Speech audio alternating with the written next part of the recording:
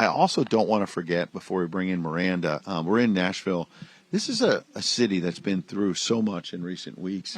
You think about that awful shooting, the adults and children that were targeted at the Covenant School, that Christian school, Presbyterian. It's just been an awful tragedy. And then there were Democrats immediately politicizing the gun control issue.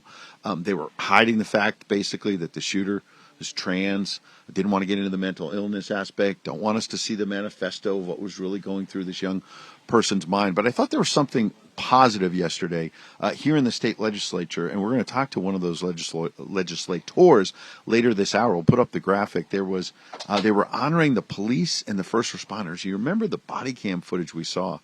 You see right there, they were honored in the legislature here. They ran into danger, these police officers. You think about the defund the police movement in some parts of this country. These were people who saved so many other lives. So many lives. And, it really needs to be looked at as a hate crime. It's incredible that this is going on in America right now.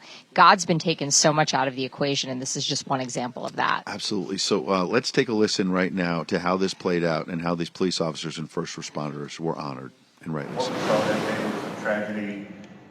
But also, in the dark of all the moments that were going on, there was a lot of light.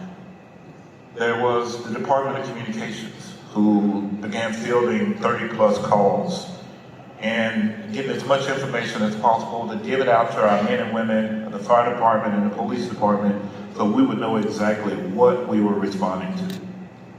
Thank you to members of the fire department for transporting and being there and being able to triage victims and help those that needed help as well.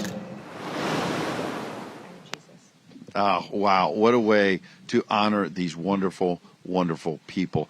Let's bring in Miranda Khan. As we mentioned, she's in West Palm. She's going to have some headlines and some insights and join us. Good morning, first of all. Hope you're doing well, Miranda. I am. I'm jealous.